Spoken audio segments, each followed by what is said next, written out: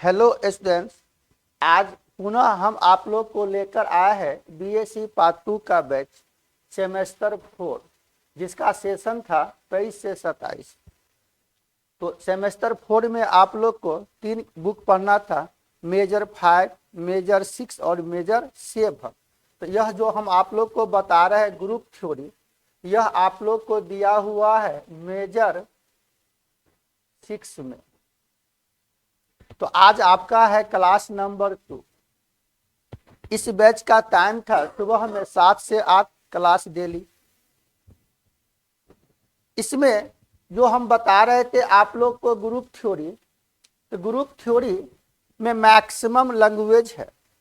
यह जो group theory है, यह बुक का नाम है मॉडर्न अलजेब्रा या एब्स्ट्रैक्ट अलजेब्रा। तो इसमें पहला है ग्रुप थ्योरी। सेमेस्टर 4 में जो भी आप बुक पढ़ रहे हो, मैक्सिमम लैंग्वेज, जैसे मेजर 5 में हो गया रियल एनालिसिस, जो आपने सेमेस्टर 3 में भी पढ़ा था, उसका थोड़ा विस्तार रूप। ग्रुप थ्योरी मॉडर्न अलजेब्रा का भाग हो गया। और 6, 7 में आपको पढ़ना था डिफरेंशियल इक्वेशन, जो आप सेमेस्टर 3 में पढ़ा, उसका थोड़ा विस्तार रूप, मतलब उसके अगला चैप्टर। यह जो ग्रुप थ्योरी है, जब सेशन नहीं था, सेमेस्टर नहीं था, तो यह ग्रुप थ्योरी बीएससी पार्ट 3 का सिलेबस, लेकिन सिलेबस बहुत ज़्यादा दे दिया। अगर आप कंटिन्यू क्लास करेंगे जरूर फायदा होगा।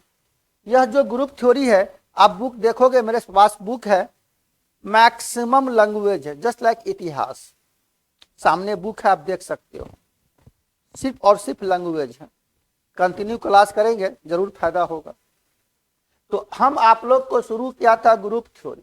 तो ग्रुप थ्योरी बताने से पहले हम आप लोग को क्लास दे रहे थे बेसिक कॉन्सेप्ट, यानी फंडामेंटल चीज।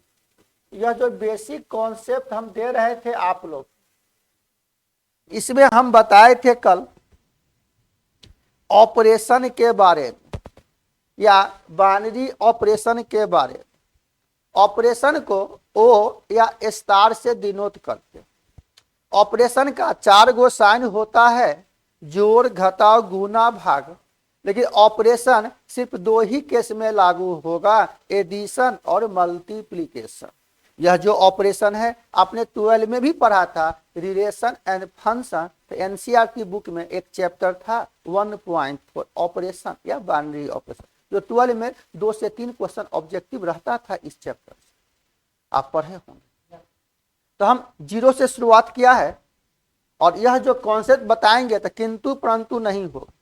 यह जो बैच हम दे रहे थे ऑनलाइन और ऑफलाइन दोनों मोड, यह हम लोग का ऐप भी है अपना BSc with Ram Babu sir. Play store पर जाएंगे तो अब ऐप पर भी क्लास होगा ऑनलाइन, है ना। और आप लोग का जो बैच है ऑफलाइन और ऑनलाइन, आप लोग को दोनों मोड में क्लास देंगे। कभी क्लास छूट गया रिवीजन के लिए, जो भी। अभी बहुत जगह एग्जाम नहीं हुआ है, कुछ यूनिवर्सिटी में एग्जाम हो गया है, लेकिन अगर आपका सिलेबस खत्म है तो आप सेमेस्टर 4 शुरुआत कर सकते हो, कारण इसे बहुत थ्योरी है। तो ग्रुप थ्योरी में हम ऑपरेशन के बारे में बता रहे थे, आज भी बेसिक कॉन्सेप्ट। तो हमने इसमें एक बताए थे आप लोग को क्लाउजर लॉ हुआ, इसका यूज पड़ेगा। क्लाउजर लॉ को ही हम लोग दूसरे केस में कहते थे बाइनरी लॉ। कहीं कहीं क्लाउजर लॉ लिखा जाए या बाइनरी लॉ लिखा जाए, एक के चीज। तो क्लाउजर लॉ का कॉन्सेप्ट बताए थे कि मान लो ए कोई भी एक सेट है, ए हो बी हो, कोई भी यह एक सेट है। मान लो यह ए नॉन एम्प्टी सेट है, मतलब खाली नहीं है, कुछ न कुछ एलिमेंट। तो आपने पढ़ा था बाबू सेट थ्योरी में कि कोई भी सेट है, किसी भी सेट को कैपिटल लेटर से डिनोट करते, उसके एलिमेंट को स्मॉल लेटर से डिनोट करते। जो भी एलिमेंट होगा उसको कॉमा के रूप में लिखते। किसी भी सेट में कोई भी एलिमेंट दोबारा रिपीट नहीं होता, एक ही बार होता। तो मान लो यह एक कोई भी नॉन एम्प्टी सेट है, तो कुछ ना कुछ तो एलिमेंट है बाबू। मान लिया ए है, बी है, सी है, इस तरह से। तो क्लाउजर लॉ का कॉन्सेप्ट हुआ कि मान लेते इसी सेट का एलिमेंट है, मान लो ए भी एलिमेंट है इस सेट का और बी भी एलिमेंट है इस सेट का। तब दोनों को ऑपरेशन किया, यानी ए ऑपरेशन बी। क्वेश्चन में लिखा रहेगा इस पर ए ऑपरेशन का मतलब ए प्लस बी या ए इंटू बी। अभी हम थ्योरी बता रहे हैं। देखिए ऑपरेशन दो ही केस में लागू होता, एडिशन और मल्टीपल।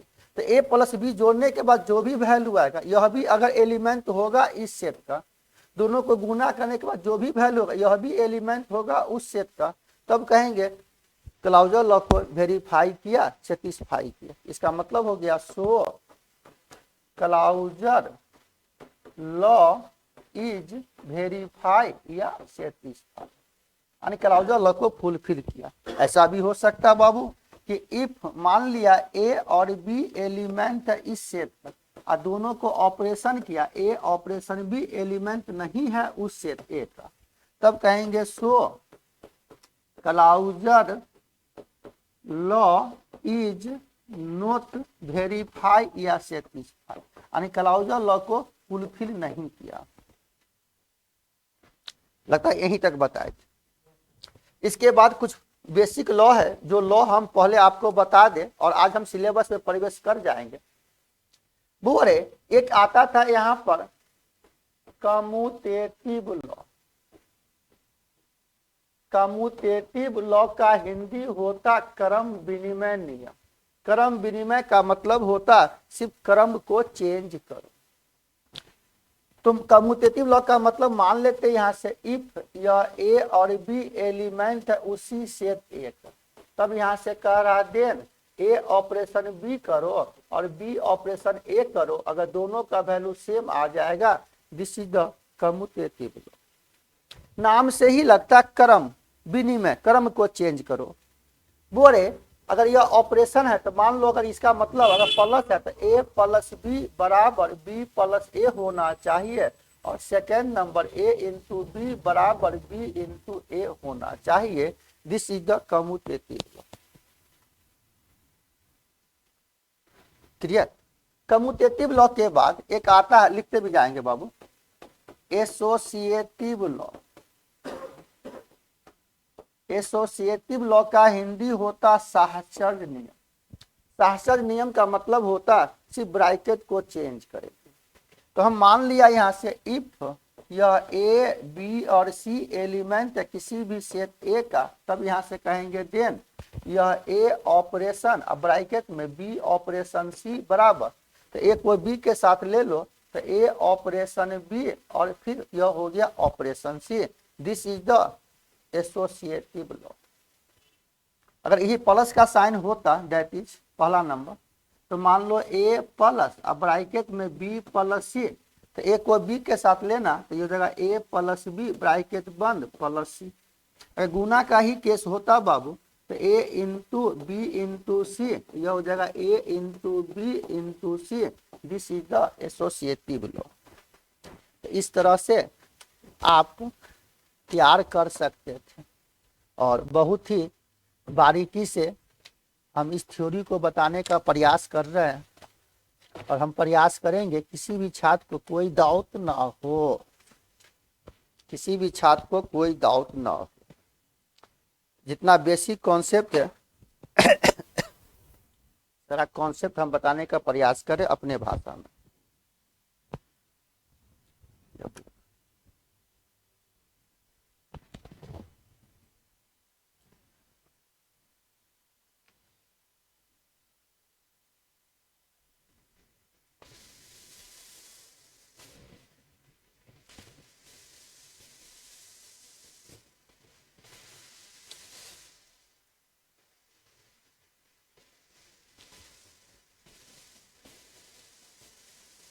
मैक्सिमम लैंग्वेज है।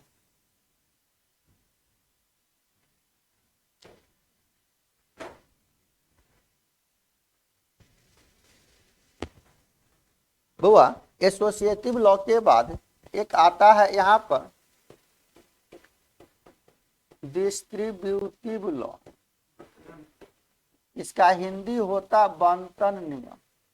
डिस्ट्रीब्यूटिव लॉ में दोनों केस होता, प्लस का भी और गुना का भी। क्लास जरूर अच्छा लगेगा, अगर कंटिन्यू क्लास करेंगे तो।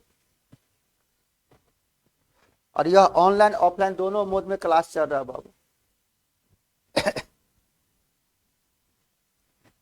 तो डिस्ट्रीब्यूटिव लॉ का मतलब अमित बंटन नियम। बंटन नियम का मतलब हिल मिल के खाओ। इसका मतलब अगर हम मान लेते हैं यहां से कि इफ यह ए बी और सी एलिमेंट किसी भी सेट ए, तब यहां से कह रहा देन ए ऑपरेशन यह बी ऑपरेशन सी। यहां से निष्कर्ष निकला यह भी ऑपरेशन है, यह भी ऑपरेशन है। तो आप यहां से अर्थ लगाइए, यह भी ऑपरेशन है, यह भी ऑपरेशन।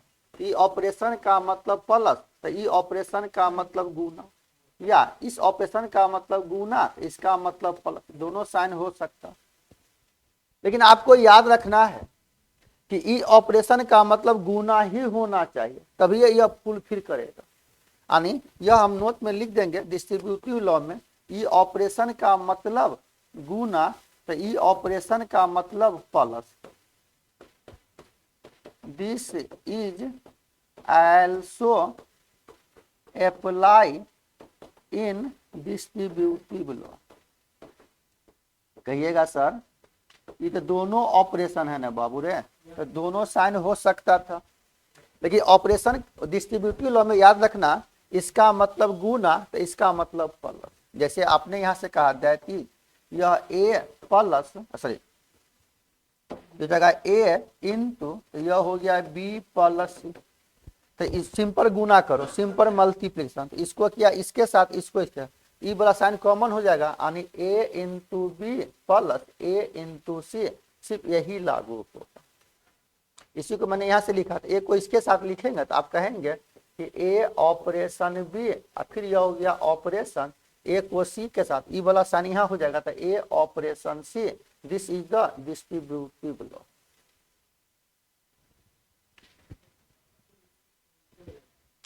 हाँ, इसका मतलब इनटू हो जाएगा, प्लस लेंगे तो वेरीफाई नहीं करेगा।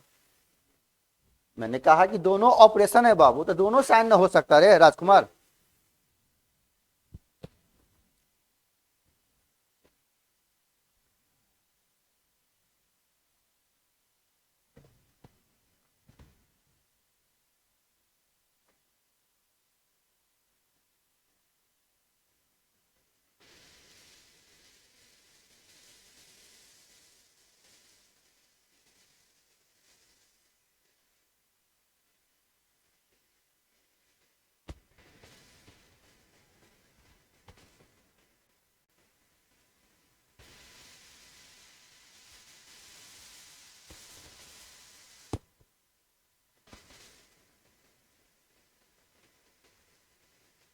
अभी मार्केट में बुक नहीं आया है ना, लेकिन आ जाएगा सरस्वती पूजा के बाद। बुक लेना है इस बार, बशर्ते फी हमको दो या मत दो, आदर्श आप ही को कह रहे हैं।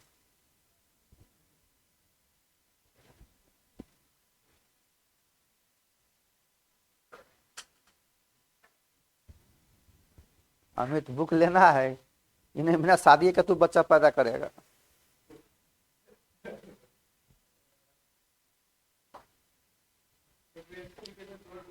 और बहुत है यार, तो पर धीरे धीरे करो ना, लेकिन जबरदस्त है।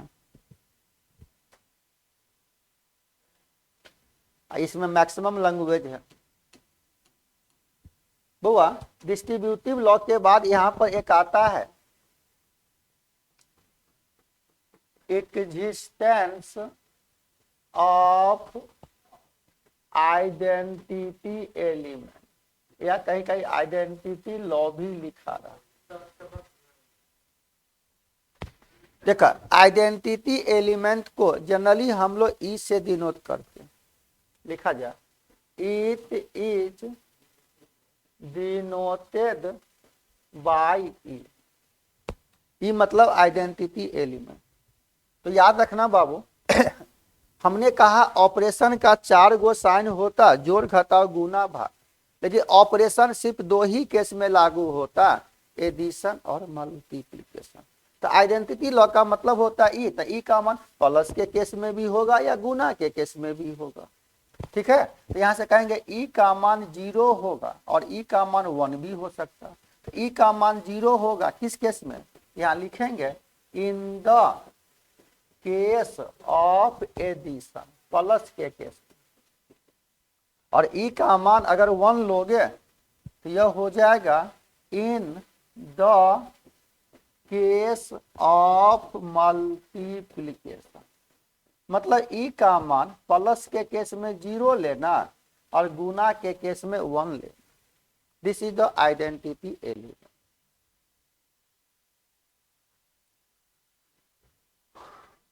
और लैंग्वेज है हम अपने स्टाइल में बताएंगे आप लोग को।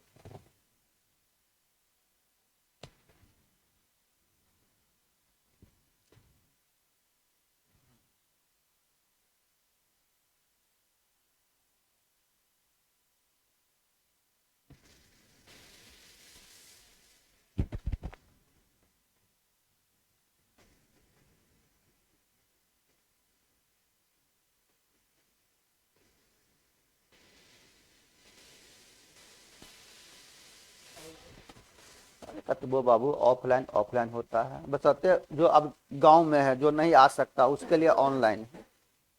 हम ना ऑफलाइन ऑनलाइन दोनों एक मोड में दे रहे हैं, कोई फर्क नहीं। लेकिन आप आंख से आंख मिलता है, समझने की तमन्ना अलग हो जाता है। हम एज ए टीचर एक गाइडलाइन, हम आपको देख के पकड़ लेंगे तू समझ रहा है कि नहीं समझ रहा है, क्या कर रहा है। वैसे भी ऑफलाइन होता, मजबूरी में ऑनलाइन है। ऐसा नहीं कि मैं भी ऑनलाइन क्लास दे रहा हूँ, बहुत बच्चा इस पर जुड़ेगा, पढ़ता भी है।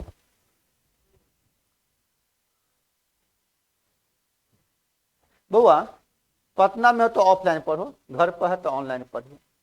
तो ई का मान 0 और ई का मान 1। 0 होगा प्लस के केस में और 1 होगा गुना के केस में। तो हम यहां से अगर मान लेते हैं बाबू कि इफ यह ए एलिमेंट है किसी भी सेट ए का और यह ई भी एलिमेंट है उस सेट ए का, तब यहां से कहेंगे देन ए ऑपरेशन ई बराबर ए होना चाहिए। इसका मतलब हुआ दैट इज पहला नंबर यह ए, ई ऑपरेशन का मतलब प्लस, तो ई का मान 0 लोगे तब ना ए होगा, ऐसे सोचिए ना। सेकेंड नंबर कहा यह ए, ई ऑपरेशन का मतलब गुना, तो ई का मान 1 लोगे तब ना इस रूल को पालन करेगा। यानी किसी संख्या में 1 से गुना करोगे दैट संख्या, किसी संख्या में 0 जोड़ेंगे दैट संख्या। कितना सिंपल तरीका बताया कि आइडेंटिटी एलिमेंट को ई से डिनोट करेंगे। ई का मान 0 होगा प्लस के केस में, ई का मान 1 होगा गुना के केस में। कहीं कहीं क्वेश्चन में लिखा रहेगा एडिशन, नहीं तो एडिटिव ग्रुप, एडिटिव मल्टीप्लिकेशन है ना, एडिटिव मल्टीप्लिकेटिव मतलब गुना। सिंपल आप मेरे भाषा में याद रखना बाबू। आई कितना सिंपल दिलियो, अगर ई ऑपरेशन का मतलब प्लस तो ई का मान 0 तब ना ए होगा। अमित मतलब ई ऑपरेशन का मतलब प्लस तो ई का मान 0 लोगे तभी ना ए बचेगा।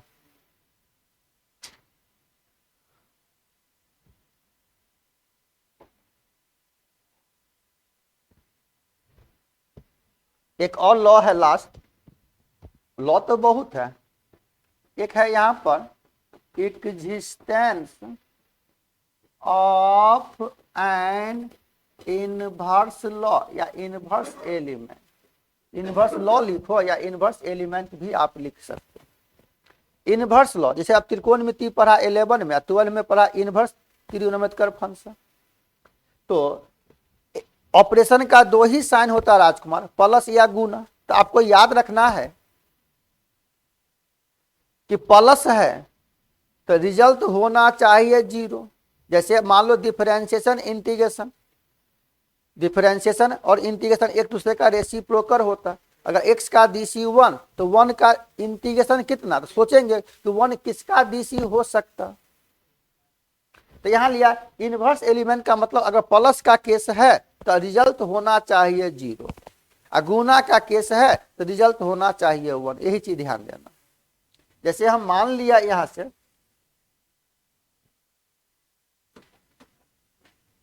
एक्जिस्टेंस ऑफ इनवर्स लॉ या इनवर्स एलिमेंट, जैसे हम मान लेते हैं यहां से कि इफ मान लो ए और बी एलिमेंट है किसी भी सेट ए का, तब यहां से कह रहा है देन ए ऑपरेशन बी बराबर होना चाहिए।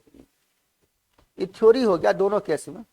इसका मतलब सोचिए आप, दैट इज यह ए है बुआ, यह ए है और यह ऑपरेशन का मतलब प्लस है, तो बी के जगह हम कितना दें, बी के जगह कितना दें ताकि यह नहीं समझे, यह ए ऑपरेशन बी है। यहां से आप एक सेकंड ऐसे लिख सकते हो कि ए ऑपरेशन बी का मान ई है, तो यहां से कहेंगे here B is the inverse element in A, B A का इनवर्स एक दूसरे का। तो हम यहां से कॉन्सेप्ट दे रहे थे आपको तो सोचने के लिए। पहला नंबर, मान लो यह ए है, ई ऑपरेशन का मतलब प्लस, तो ई का मान 0 होना चाहिए, ऐसे सोचिए। सेकेंड नंबर का यह ए, ई ऑपरेशन का मतलब इनटू, तो रिजल्ट होना चाहिए 1, मतलब प्लस है तो 0 और गुना है तो 1। तो ए में कितना हम जोड़ेंगे ताकि 0 आ जाए, तो माइनस ए में कितना से गुना करें तो 1/a। कितना सिंपल हो गया। इसका मतलब अगर मान लेते यहां से कि इफ अगर ए एलिमेंट है ए सेट का, तब यहां से कह रहा है then minus A B the additive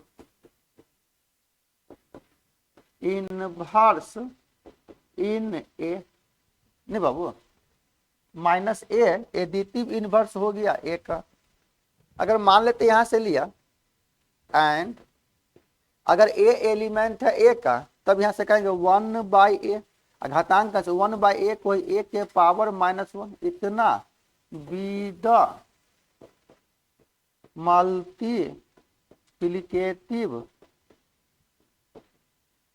multiplicative inverse of A.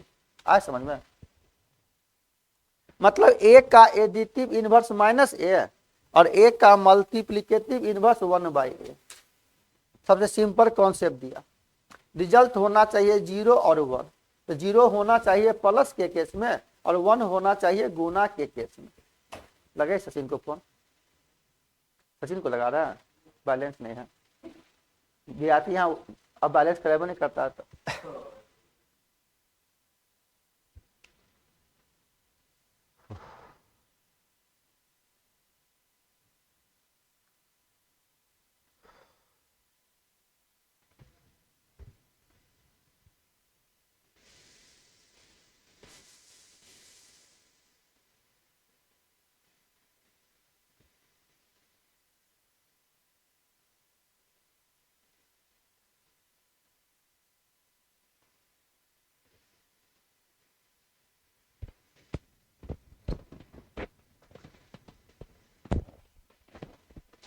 Mobile कहाँ रखा बुआ? इतने बेसिक था। अब हम चलते अपने थ्योरम, अब सिलेबस से प्रवेश कर जाते। तो हम लोग को पढ़ना था यहां से ग्रुप थ्योरी। हमारे किताब का ही नाम है ग्रुप थ्योरी। तो ग्रुप आपको एग्जाम में पूछ सकता है, डिफाइन ग्रुप विथ एग्जाम्पल, यानी ग्रुप का परिभाषा बताइए, उस पर कोई भी एक क्वेश्चन दीजिए। पहला क्वेश्चन लैंग्वेज है, क्वेश्चन से मालूम चल जाएगा कि यह ग्रुप का क्वेश्चन है। तो सब क्वेश्चन में हम ग्रुप का परिभाषा लिख देंगे और वो एग्जाम्पल देख के उसको सेटिस्फाई करा देंगे, सभी रूल को पालन कर जाएगा तो ग्रुप को। जैसे आपने पढ़ा था रिलेशन फंक्शन, तो रिलेशन में पढ़ा था 12 में इक्विवेलेंस रिलेशन। तो इक्विवेलेंस रिलेशन होने के लिए 3 गो लॉ को पालन करना चाहिए, रिफ्लेक्सिव हो, सिमेट्रिक हो और ट्रांजिटिव हो। यहाँ क्वेश्चन करा है ग्रुप किसे कहते, किताब में भी परिभाषा लिखा हुआ। लेकिन हम अपने अनुसार आपको परिभाषा बता रहे थोड़ा बारीकी से, और परिभाषा को आप याद कर जाएंगे। तो पहला क्वेश्चन पूछेगा एग्जाम में, डिफाइन ग्रुप विथ एग्जाम्पल। पूछे या ना पूछे एग्जाम में, लेकिन आपको एक एक पैराग्राफ पढ़ना है, मतलब पूरे कॉन्सेप्ट के साथ। बेस यही ना है, मतलब जब आप पढ़ रहे हो बाबू तो क्वालिटी और क्वांटिटी, ठीक है। एग्जाम में चोरी चलता, आप चोरी करके बहुत नंबर ले आओगे, तो इस एग्जाम में चोरी चलेगा, कॉम्पिटेटिव एग्जाम में तो नहीं चलेगा राजकुमार, कॉम्पिटेटिव एग्जाम में तो नहीं चलेगा अमित, वहां तो बाबू नॉलेज चाहिए। जब आप पढ़ रहे हो तो ये ऊपर झाप आप पढ़ने से काम नहीं चलेगा, पूरा डीप में पढ़ेंगे तभी आपका रिजल्ट होगा, कहीं भी किसी भी ग्रुप डी का है ना हो।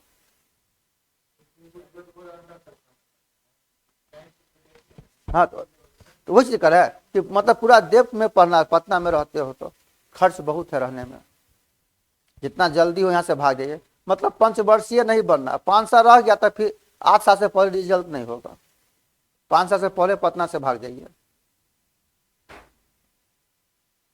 मतलब पंचवर्षीय नहीं बनना है।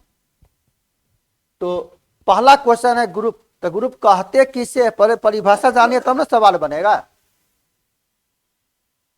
तो हम यह ग्रुप का परिभाषा बता रहे हैं, डिफिनीशन। अभी नहीं कोई लिखो, समझिएगा पहले।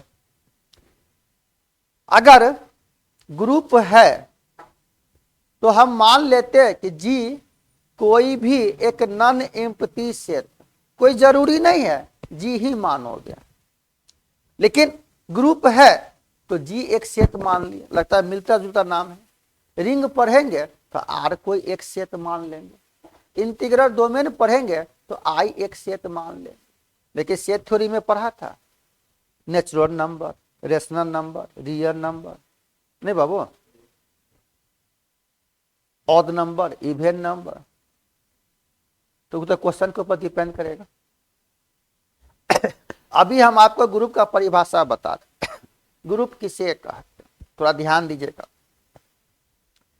अगर ग्रुप का परिभाषा है तो हम मान लिया जी कोई भी एक non empty set and O be the binary operation, then the system G और O is called group if it is satisfying the following condition. तब वह जी जो एक नॉन एम्प्टी सेट है वह ग्रुप होगा अगर वह 4 लॉ को पालन करे। क्या क्या लॉ है? Closure law, associative law, existence of identity law और एग्जिस्टेंस ऑफ इनवर्स लॉ। जैसे अभी जो कुछ लॉ बताए, अब लॉ अभी बता दिए आपको, तो परिभाषा में लिखे तो कोई दिक्कत नहीं होगा। हम एक एक थ्योरी जबरदस्त पढ़ाएंगे, और सामने बुक है आप देख सकते हो बाबू, अपने से 25 बार भी पढ़े अगर नहीं समझ में आएगा, पूरा इतिहास जैसे लिखा हो, लेकिन उस इतिहास को हम अपने भाषा में बता रहे हैं। और मैथ का कोई भाषा लैंग्वेज नहीं होता, आप समझ गए वही भाषा लैंग्वेज। हम ही ग्रुप का परिभाषा भी बता रहे हैं, फिर अगले क्लास में चेंज हो जाएगा। आदमी जितने बार बोलेगा उतना भाषा लैंग्वेज चेंज होगा, तो आपको समझना अपना क्षेत्रीय भाषा में, ताकि मैथ का कोई लैंग्वेज नहीं। समझे? तो कितना सिंपल परिभाषा बता दिए। ग्रुप होने के लिए 4 लॉ को पालन करना चाहिए। अगर चारों लॉ को पालन करेगा तो वह सेट ग्रुप होगा, अन्यथा इट इज नॉट ग्रुप। माने 4 लॉ में 3 गो किया, एगो नहीं किया, पहला लॉ ही नहीं किया, 2 किया, 2 नहीं किया, एगो नहीं किया, 3 गो कर गया, तब भी कहेंगे ग्रुप नहीं होगा, नॉट ग्रुप। तो ग्रुप का परिभाषा लिखो, let G be the any non empty set. हम मान लेते जी कोई भी एक नॉन एम्प्टी सेट है and O be the binary operation, और ओ कोई भी एक बाइनरी ऑपरेशन। हम ओ लिखे और आपके किताब में यहाँ स्टार लिखा जाएगा, कोई दिक्कत नहीं। तब यहां से कहेंगे देन द सिस्टम जी और O is called a group. यह ग्रुप होगा कब? If it is satisfying the following condition. जो इस कंडीशन को पालन करेगा। क्या कंडीशन है? Non empty set.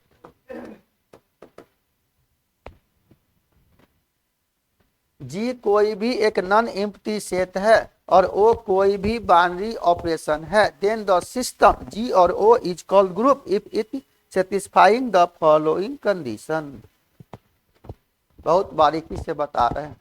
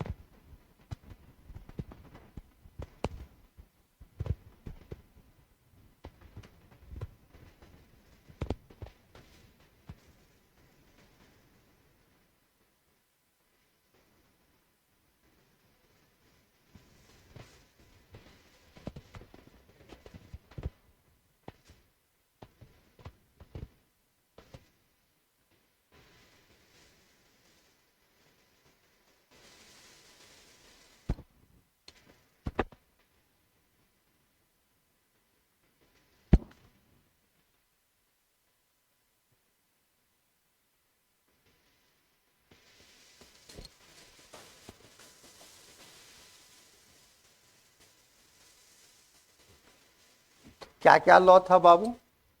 देखो, तो पहला लॉ है क्लाउजर लॉ। तो मान लो जी कोई भी एक नॉन एम्प्टी सेट है। तो हम यहां से मान लेते हैं बाबू इफ ए और बी अगर एलिमेंट किसी भी सेट जी का, तब यहां से कहेंगे then A operation B also element उस सेट जी का। This is the closure law. Theory है। प्लस का भी केस, गुना का केस क्वेश्चन के ऊपर डिपेंड करेगा। सेकेंड नंबर हो गया एसोसिएटिव लॉ।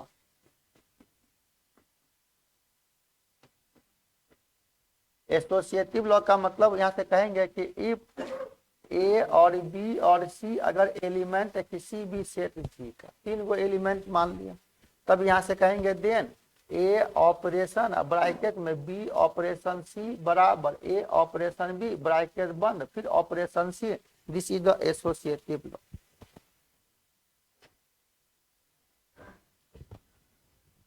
क्लास में ही याद हो जाना चाहिए था कॉन्सेप्ट, और याद हो जाएगा 100%।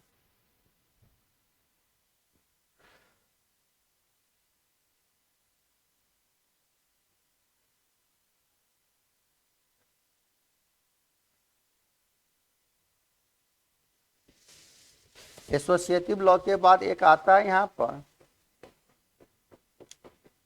एक्जिस्टेंस ऑफ आइडेंटिटी लॉ या आइडेंटिटी एलिमेंट या आइडेंटिटी लॉ भी लिख सकते हैं।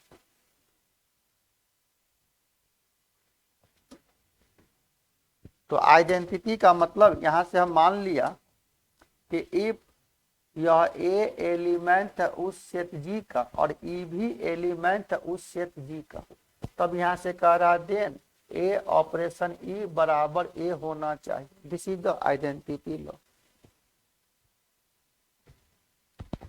और 4 नंबर हो गया एक्जिस्टेंस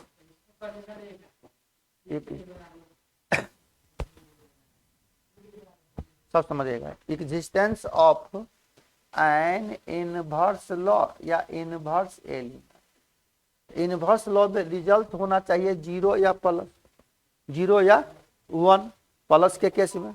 ये तो थ्योरी बता रहे थे। यहां से मान लेते हैं कि इफ यह ए अगर एलिमेंट है, मान लो ए और बी अगर एलिमेंट उस सेट जी का, तब कह रहा देन ए ऑपरेशन बराबर ई हो जाना चाहिए। तो यहां से कहेंगे here B is the inverse element in A. यह बी ए का इनवर्स एलिमेंट है, तो प्लस के ऊपर डिपेंड करेगा। अगर ये प्लस है तो बी का मतलब माइनस ए, गुना है तो बी का मतलब 1/a। यही लॉ है 4 गो। अगर यह 4 लॉ को पालन करेगा तो वह सेट ग्रुप होगा, अन्यथा नॉट ग्रुप।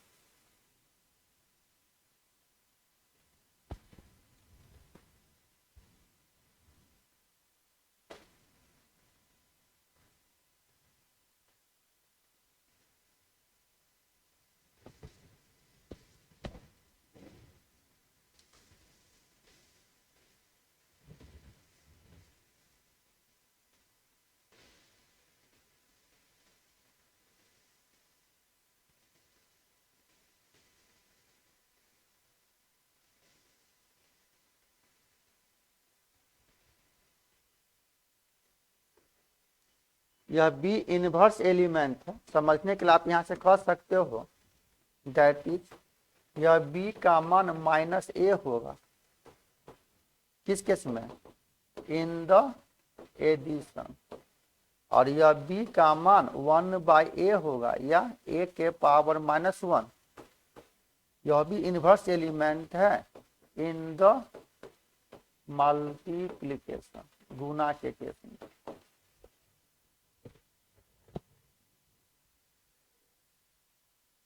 क्वेश्चन भी आएगा इस पर, लेकिन अभी हम परिभाषा पहले बता रहे हैं।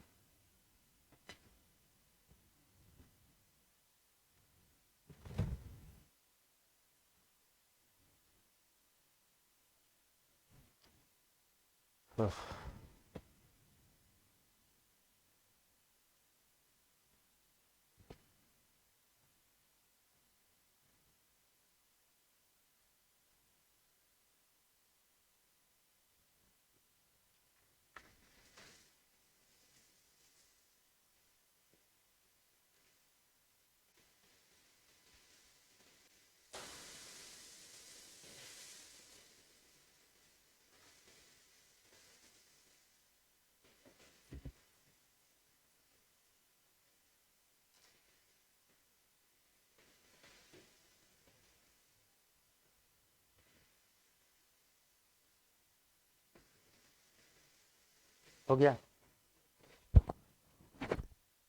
तो ग्रुप का परिभाषा सीख गए बाबू। चलिए, जब आप ग्रुप का परिभाषा सीख गए, क्वेश्चन भी लेंगे। कहेगा कि मान लो आर कोई भी एक सेट है, क्या वह सेट ग्रुप है? कोई भी नेचुरल नंबर का सेट है, क्या वह ग्रुप है? कोई क्वेश्चन लेंगे बाद में। रियल नंबर का सेट, इंटीजर का सेट, कहेगा क्या वह ग्रुप है? तो 4 लॉ को पालन करेगा तो वह सेट ग्रुप होगा, अन्यथा इट इज नॉट ग्रुप। तो आज हम आप लोग को सिर्फ परिभाषा बता। तो परिभाषा में हम लोग सीख गए, क्या सीखे परिभाषा में? कि कोई भी ग्रुप है, तो मान लेते कि जी कोई भी एक नॉन एम्प्टी सेट है। जी कोई भी एक नॉन एम्प्टी सेट है। वह जी अगर ग्रुप होगा तो 4 लॉ को पालन करेगा। Closure law, associative law, identity law, inverse law, तब ग्रुप होगा, अन्यथा it is not group. Class नहीं ना है क्या बच्चा?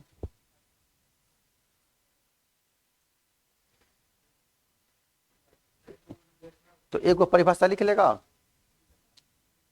लिखो बुआ, ग्रुप के बाद एक यहां पर आता है एबेलियन ग्रुप। ठीक है, लिखो। एक आता है एबेलियन ग्रुप। एबेलियन ग्रुप किसे कहा? एबेलियन ग्रुप की जगह ही कहीं कहीं लिखा रहता है commutative group. Commutative group. Abelian group के बाद, ग्रुप के बाद बता रहे Abelian group.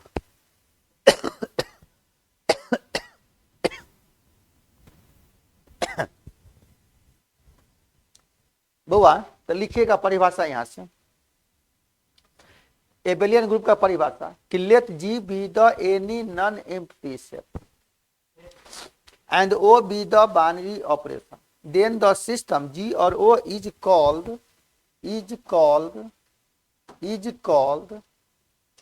an abelian group. यह एबेलियन ग्रुप होगा if it is satisfying the following condition. तो तेजी में लिखिए,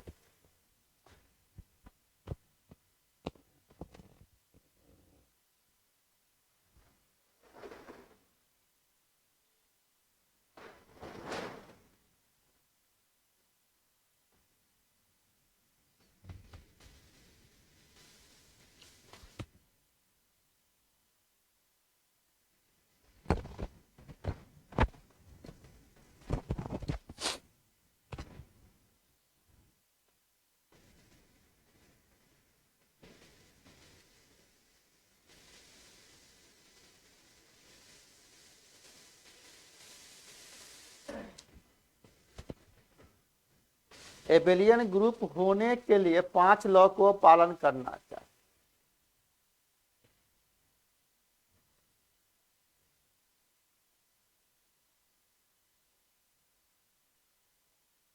क्लास में ही याद हो जाएगा आपको परिभाषा।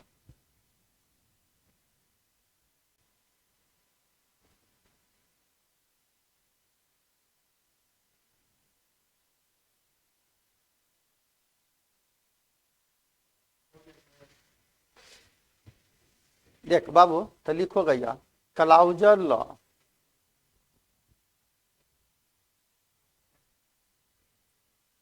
पता कर देते हैं। तो एक हो गया आपका closure law, associative law, identity law, inverse law, और पांचवा हो गया यहाँ पर कम्यूटेटिव लॉ। अगर यह 5 लॉ को पालन करेगा तो वह सेट जी एबेलियन ग्रुप होगा, खाली एक लॉ बढ़ जाएगा। तो कम्यूटेटिव लॉ भी बताए थे बाबू यहाँ से, इफ ए और बी अगर एलिमेंट है जी का तब यहाँ से कहेंगे देन ए ऑपरेशन बी बराबर बी ऑपरेशन ए। तो ग्रुप और एबेलियन ग्रुप सीख गया। चला ग्रुप होने के लिए 4 लॉ, एबेलियन ग्रुप होने के लिए 5 लॉ। किताब में ऐसे भी परिभाषा लिख देगा शॉर्टकट में एक लाइन में, let G be the group if, है ना, जी कोई ग्रुप है then G is called abelian group if it is more than 1 properties commutative law. तो एक लाइन में परिभाषा हो गया, लेकिन जब परिभाषा पूछे तो इस तरह लिखो ज्यादा अच्छा रहेगा। यानी एबेलियन ग्रुप होने के लिए 5 लॉ और ग्रुप होने के लिए 4 लॉ।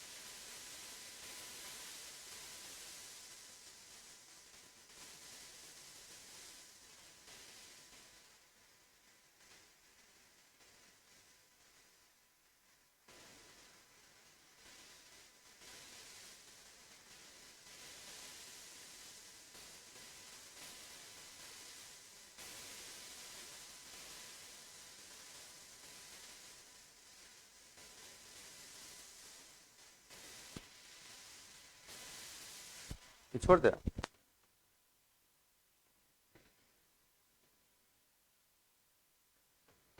तो आप ग्रुप और एबेरियन ग्रुप का परिभाषा सीख जाओगे, है ना। आगाज कर दिए बाबू, है ना, बैच शुरू हो चुका है ना, बिगुल फूक फूक चुके हैं, है ना। अब आपका काम है मेरे साथ बने रहे, ऑनलाइन ऑफलाइन दोनों मोड में, है ना। क्लास जबरदस्त।